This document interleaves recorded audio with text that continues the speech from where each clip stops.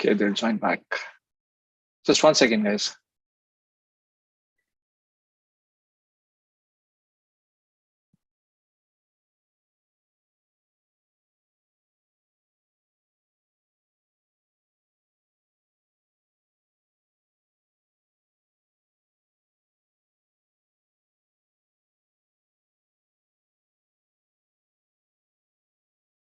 All right, I'm going to share my screen.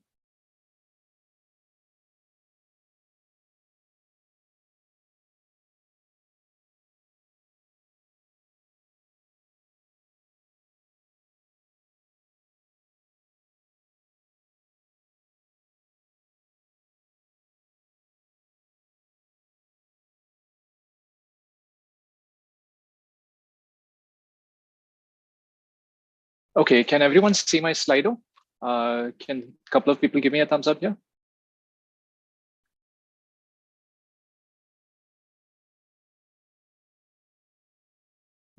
All right, Anish, yeah.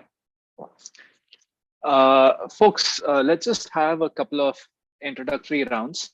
So we'll take about 5-10 minutes. I'll introduce myself, and then if you could scan the barcode and maybe just give me 1 or 2 sentences about yourself, that would be nice to help us get to know each other. And then we'll do a couple more polls, and then we'll get started with our Q&A. So we should be able to start our Q&A by 6:45 or so, okay? Yeah, please do introduce yourself using the Slido link. Now, about myself and my company, right? So my name is Karthik August, and I've been running August Academy in Chennai, but we work with people from all over the country and even outside of the country, really. And we've been in business since 2013. On average, we've been helping about 30 to 40 candidates a year for the last 10 years. So somewhere around 300 to 400 candidates we would have served. About 70% of our candidates get into top 20 programs. So if it is in the US, we are talking about Harvard, we are talking about Chicago Booth, Kellogg, MIT, Columbia, Darden Tuck, Ross, Kellogg, Cornell, UCLA, Tepper, most top 20 colleges, all right? Within Europe, we've had people get into IMD, INSEAD, London Business School, Oxford, Cambridge, IEIS, ASAD, everything, HEC. And within India, of course, we've had a lot of people getting into ISB. And in Singapore, we've had a lot of people getting into NUS and NTU as well. So this is a little bit about my company. Wait, it's not just about admins, right? We've also had a lot of people getting scholarships. I told you we work with about 30 to 40 candidates a year. And among them, on average, within a year, we get about $1 to $1.5 million worth of scholarships. So that's the total scholarship amount every year, right? So that's about 12 to 13 crores. We are very happy, but we would definitely like to continue working with a lot of very qualified candidates. And that is the context of how I'm talking to all of you today.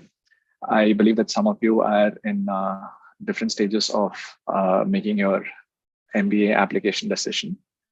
Some people may be in the early stages, I mean, you're in college, you're trying to prepare for GMAT and all that. Some people would have taken the GMAT, maybe they're in the middle of their R1 applications. Some people may be targeting R2 for this year, and some people may be targeting next year as well. So whatever the case may be, perfect, you're in the right place. And hopefully we can answer some of your relevant questions today, all right? And about me, I'm alumnus of IIT Madras and Stanford. I graduated with a PhD in engineering, and then I worked in the corporate sector for a few years. I got very bored. Not bored, bored is not the right word to use. I felt I wasn't able to make the impact that I wanted to make in the industry, right? And I thought that if I had an MBA, I could make that impact. So I took my GMAT, I got a 770, I got into the executive MBA program at Stanford. It used to be called the Sloan Fellows at that point. Now I think they call it the MSX. And after that, I couldn't take it up. I mean, that's really the year in which I started August Academy. And I've been able to have the kind of impact I wanted to on the lives of people in your stage. And I'm really, really happy I got the opportunity to do so. All right. So now enough about my introduction. I've taken about 4 minutes, I guess. On to your introductions. Somebody just graduated from Delhi University, placed at KPMG as an audit analyst. Congratulations. Welcome to our call, and definitely wish you all the best with your job. There's someone else who works as or rather in the oil and gas industry and help my company's clients determine the extent of their oil and gas reserves by using complex electronic equipment. That sounds pretty fancy. If it helps, what I can say is we work with about 5 or 6 oil and gas people every year. I don't even know how that is possible, but without even attempting to do so, we become an oil and gas specialist of sorts, right? And then there's somebody else who says, I review, draft, and negotiate commercial contracts and carry out regulatory reporting. Does that mean you're a lawyer? Maybe you can introduce yourself a little bit more. But we work with lawyers, not in the same set of numbers as oil and gas people or technology people. By and large, technology folks are our biggest client component. But we have worked with lawyers. Yeah. All right. I think somebody else is typing. I'll just wait for that one person to finish. If you want to speak, that's perfectly fine as well. Arvind, I'm in charge of scouting and recruiting football players for one of the biggest football clubs in India, starting from 16-year-olds to international players earning around 200K USD. I've worked for about 6 to 7 years in football right now. Great, Arvind, great. I know that we corresponded and exchanged a few emails. Glad to have you in our call today. Yeah. All right. If it's okay, I would like to change the screen and ask you to take a very short poll. It's anonymous, so please go for it.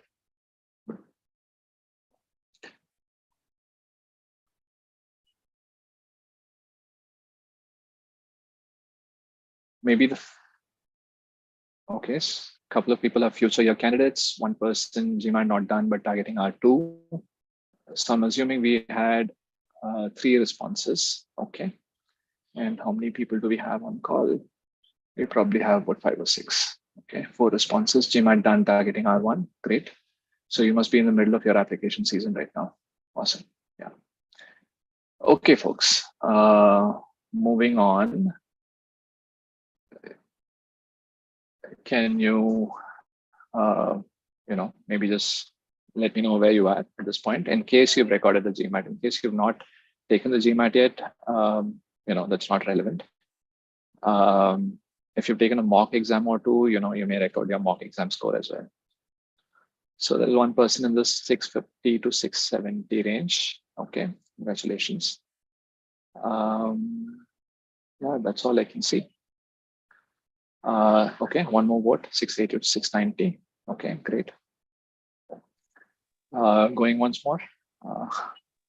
Anyone else? Karthik, hi, this is Anish. I'm somehow not able to use the polling buttons. So I've not been voting up till now, but I had a 730 on the. Okay, fantastic. Thank you, Anish. All right, moving back, I'm just going to switch this back to Q&A. So one of the things is because we record this live on YouTube, right? I like to use the Slido thing because we position in, not immediately, but sometime in the future, which could be 2 or 3 months from now, we actually make chapters from our YouTube videos, and these questions become the chapter headings, right? So that if somebody clicks on this question, they could just go directly to wherever that is. Yeah. So they don't have to see the whole video, but only the questions that are relevant. So it helps to have these questions in visual format. That's why I'm requesting people to type in their questions here. So if you could take some time to just let me know whatever your questions are, I would be happy to answer. And as mentioned, we are at 6:43. We can get into Q&A right now. So somebody has asked, what are some of the ways to offset a low GMAT score? My current score is 670. I have 7 years of work experience in supply chain. Okay, all right. Can I get some more context in the sense, what kind of colleges would you want to look at?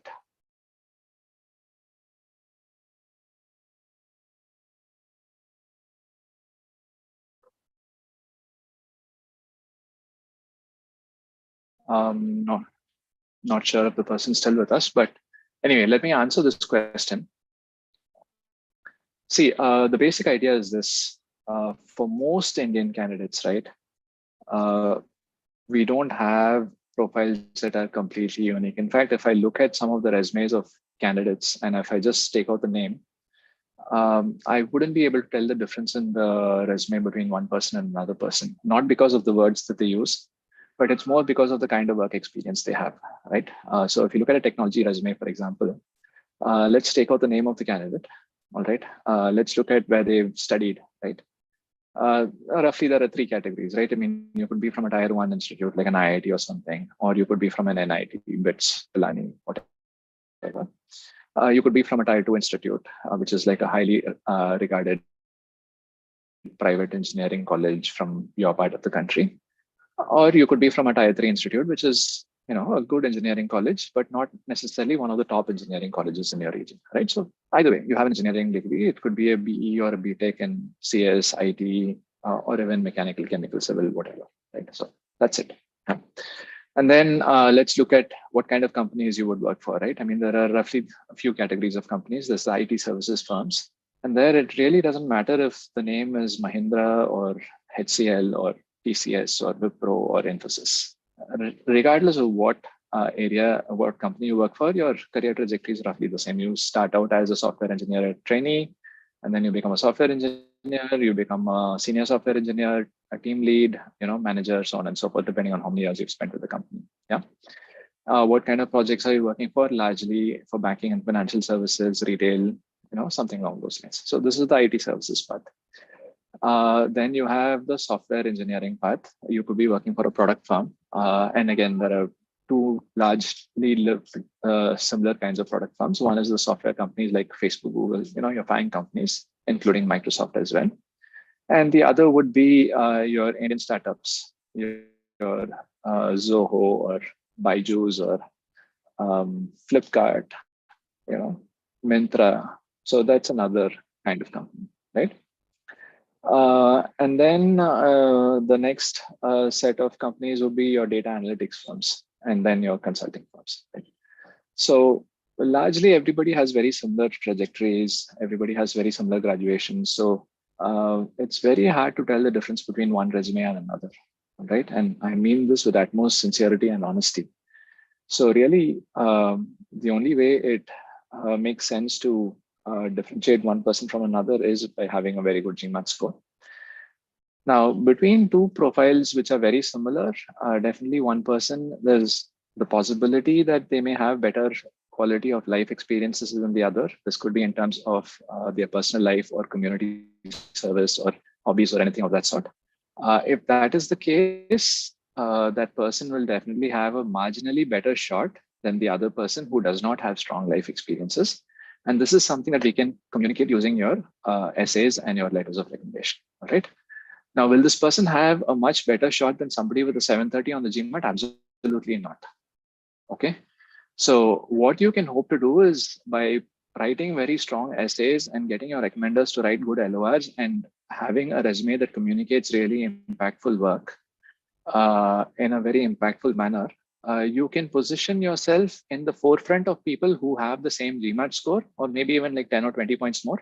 But please do not expect to compete with somebody who has about 60 or 70 points. I'm just giving you the truth very, very honestly. Okay. Now, when does this change? When you have a really unique work profile. Largely, you know, I mean, most people don't have a very unique work profile. It does happen every now and then.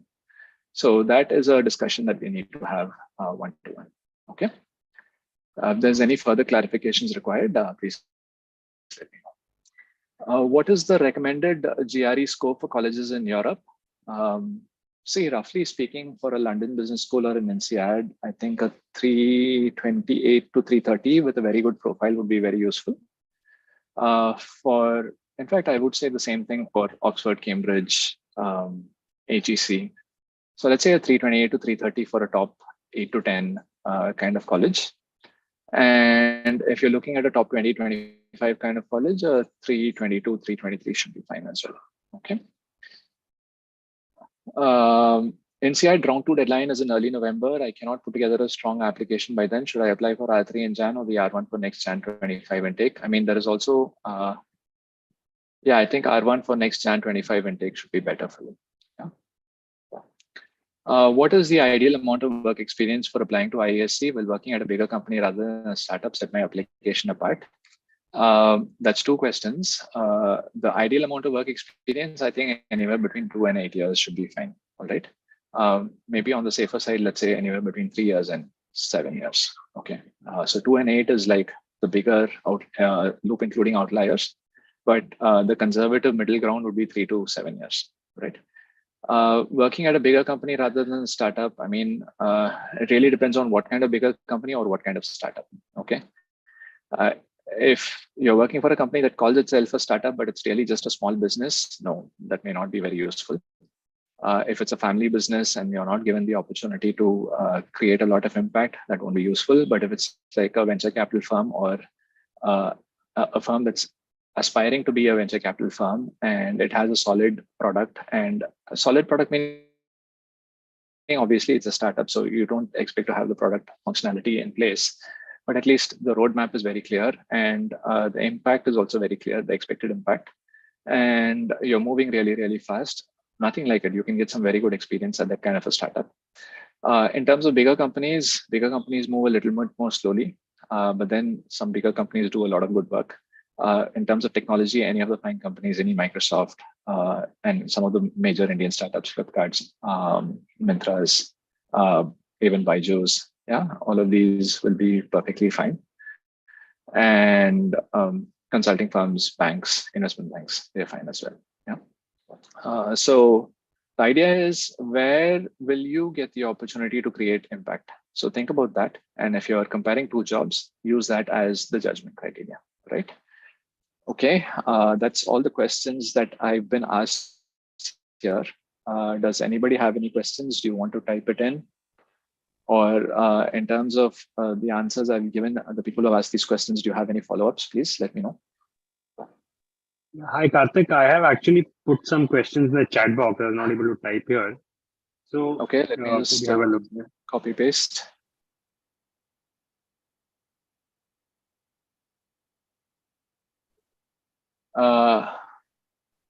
Ankit, is it okay if you can copy paste your question into Slido, please? And I'm assuming the person who spoke to me right now is Anish, correct? Yeah. Okay. Let me see if I can enter this. Just 1 second.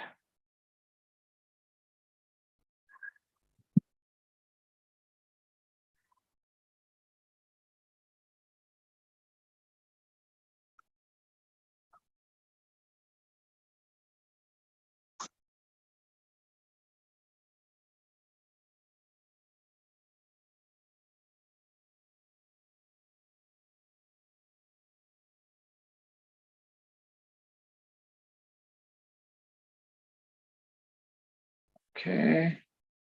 That's Q&A. Yeah. All right. Is that...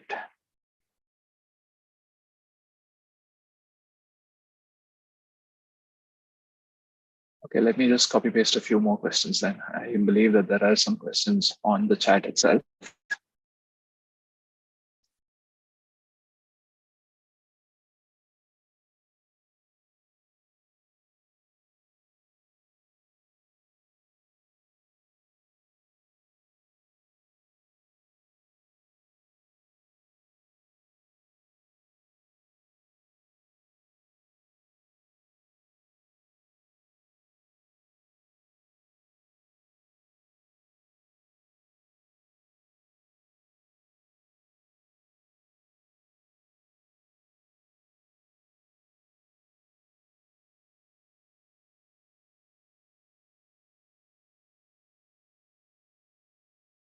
Okay.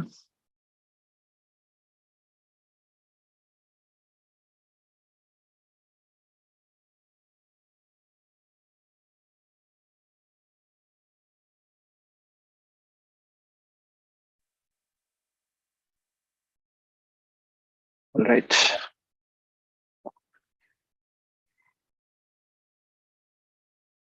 Okay. So I'm clear that I want to go for the September 24 intake, but not sure which schools to apply for. How can I decide GMAT 730 and good academics? What's your work profile, Anish? So I'm a chartered accountant and I'm currently working in equity research at Nomura, covering the Indian markets. Okay. All right. And Around 3 years of work experience. how many years? Sorry. 3 years of work experience post qualification. Okay. Okay, fine. Yeah. See, the top 5 US programs may be a little difficult. 6 to 10 may be a little bit of a stretch. But on a selective basis, depending on how strong your other life stories are, we can take it as a stretch program. Largely 11 to 20 is where I would position you. That answers your question. Yeah, and about European business schools? I'll have to look into your profiles, but GMAT is not a barrier for the top 5. London and INSEAD will still be stretch programs. Oxford, Cambridge, and HEC may. I'm giving you advice I would give anybody, right? So it's not necessarily tailored to you. For that, we'll have to look into your background and see how strong your work profile is. But largely, I think Oxford, Cambridge, HEC should be fine. Okay, just wanted to add on, having a rank at the CA exams, like pretty strong academics, could that position me as a differentiator among the pool? It'll be a bonus point for sure. It'll be able to convert a close call to a yes or a no when you're being compared with a very similar candidate. But if you're being compared with a candidate who is at this point in time, at the CA qualification level, definitely, I think you were miles ahead.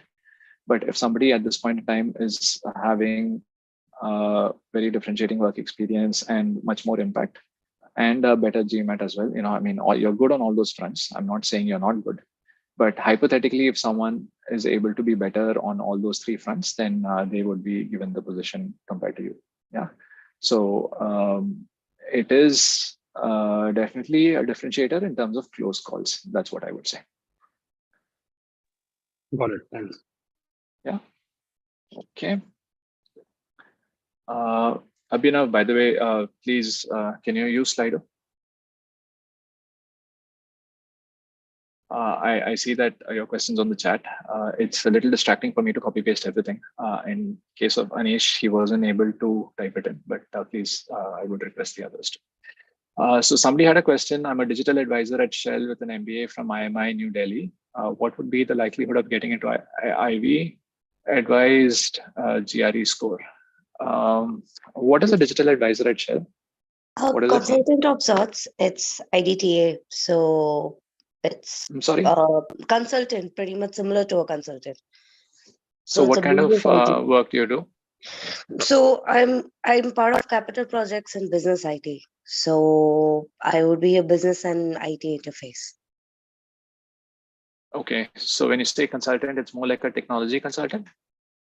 A functional consultant, like functional business consultant is why I would put myself as, not exactly technical. Okay. All right. No, I don't want to get lost in the words. Can you give me an example of a project that you worked on? Okay. Say suppose capital projects, it's your asset. So before it's running, you have different phases of it. So the required for a business problem, you try to resolve it to an IT problem, or usually to an IT problem. So that's where I come in. So all your business problems are resolved through IT problems, either to make it more digitalized or just to make it more efficient over here. So that would be what I am doing as the crux of it. All right. Okay. Dikshita, I'm unable to visualize this in a lot more detail. From a distance, it looks very similar to a technology consulting role, meaning the kind of consulting role that somebody would play at an Infosys or a TCS or something. If I've gotten it wrong, then we'll definitely need to have a one-on-one conversation on this. At this point in time, this is a very competitive profile in the sense there's a lot of people with similar backgrounds who would be applying. All right. Definitely advise you to get as high a GRE score as possible, no less than a 330, 332, if you're Okay. targeting something in the top 15 or so. Yeah. But I mean, in case the 330 is not possible, then just do whatever is the best you can, and then let's adjust our college expectations suitably. All I right. think that's what I would say. Uh, How many years of experience? So, post MBA, I worked in HCL as an account manager in Okay. RCPT vertical, and then in Shell, I'm part of the grad program.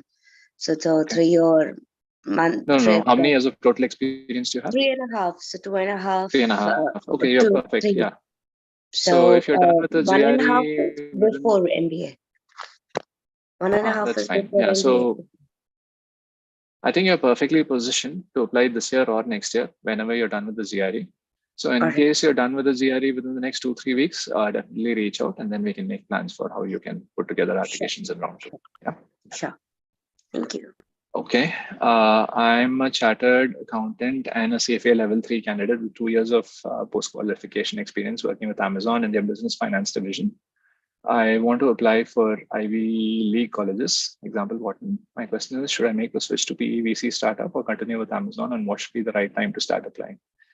See, I mean, if you have the option of switching to PEVC startup and you're getting a good role, I would say go for it. Um, don't confuse this. These are two different decisions here. Okay.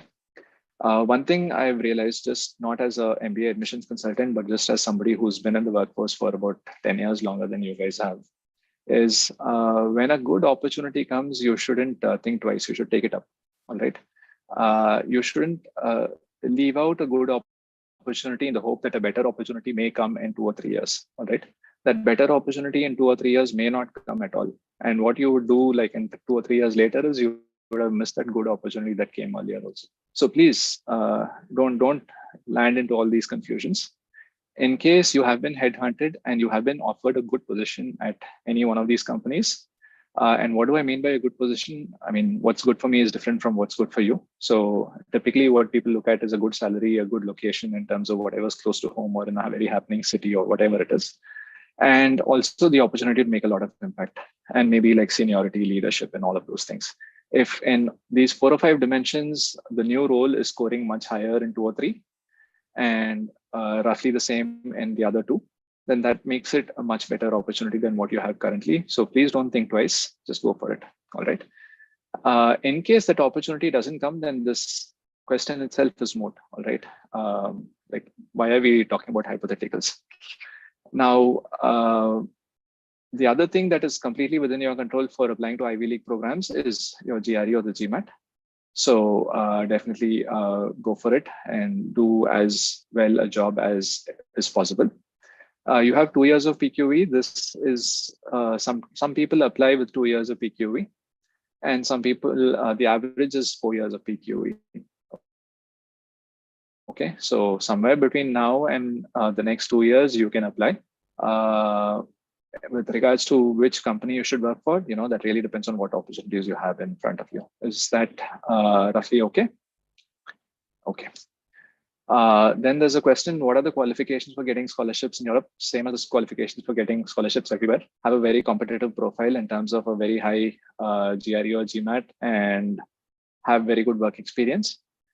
So these are typically the qualification for getting a merit-based scholarships.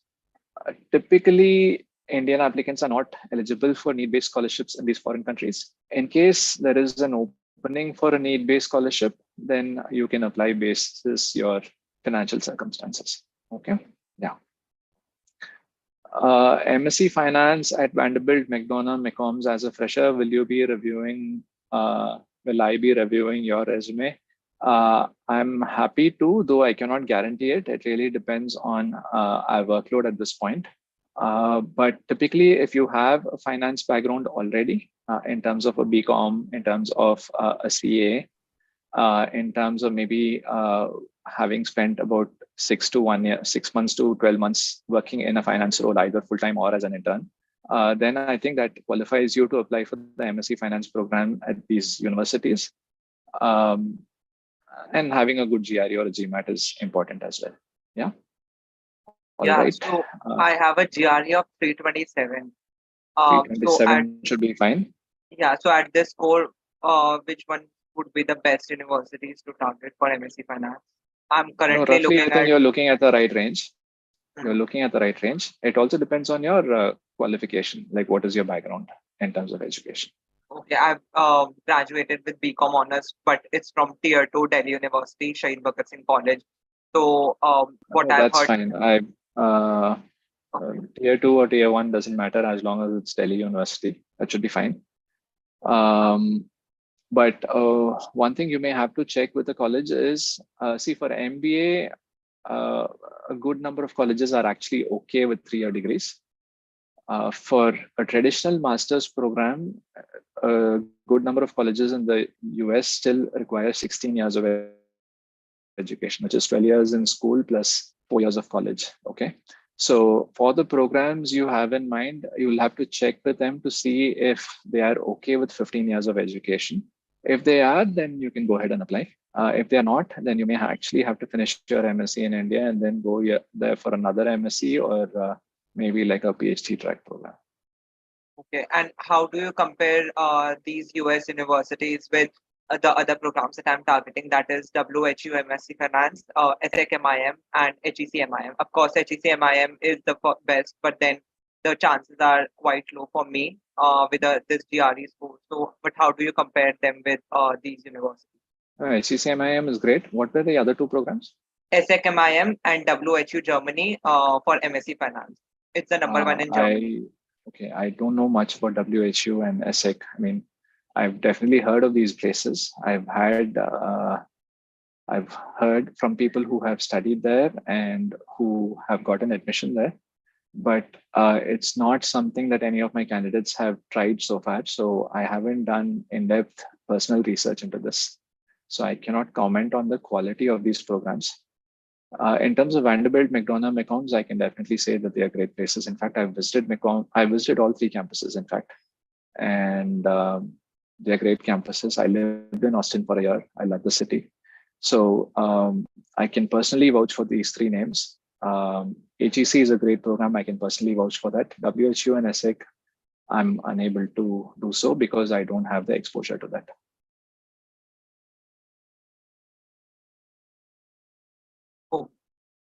Yeah, sounds good. All right, people, does anyone have any other questions?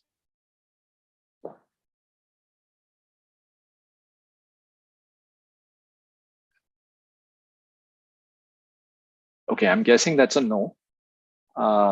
So, we'll close our call for today. Just wanted to take a couple minutes to thank everyone who attended the session. It's always energizing for me to interact with people directly and just kind of understand what's going on in their minds and try to help to the extent I can. So hopefully I was able to help some of you get the answers you were looking for. In case you are looking to work with us, please shoot me an email and I can let you know how we can work together, what kind of consulting programs we have. Our programs, we charge somewhere between 1,95,000 plus GST going all the way up to 3,40,000 plus GST. So that comes to between 230, including GST, going up to 4 lakhs, including GST. So these are the programs that we have. The inclusion and exclusions change. It depends on whether you're applying for 3 schools or 5 schools and how much own time is built into it and all that. So I can explain all that in person. But largely the way in which we work with candidates is our first step is we try to understand what your background is. And the way in which we do this is I will be asking you a set of questions in written format and I'll ask for your written responses. Then we'll do a short. Then we'll go into application mode where we'll help with the essays, the letters of recommendation, and the resume. So typically we set up a brainstorming call, we discuss your life stories, and then I'll let you know how you should shape up your essays. And then we get into the editing phase where you'll send me a draft and then I'll send you my comments on how to improve back and forth till we get it right.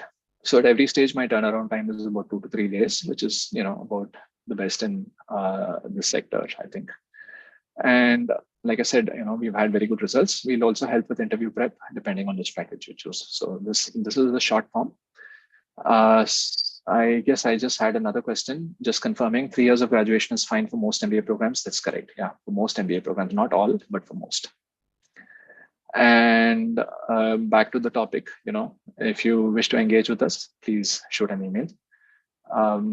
If you one request I would have is, if you're uncertain about engaging with us, then please make it clear in the email so that we can also allocate our bandwidth appropriately, right? I mean, we have limited bandwidth and we are running a business at the end of the day. So we would also like to spend time with people who would want to work with us and become like a paid client or something. So let that be on the side. And for people who are watching this on YouTube, please do a like, share, or subscribe. Only reason being, we are a very small company, very limited marketing budget. And if you put in that like, share, or subscribe, what happens is the YouTube algorithm boosts the video, and then it shows our video to other people who may be looking for something similar. And they also become aware of our brand by doing so. Yeah. So because of that, it helps us a little bit. So please request you to do all that. And again, wonderful having all of you. Please get in touch. Please keep in touch. And thank you. Bye.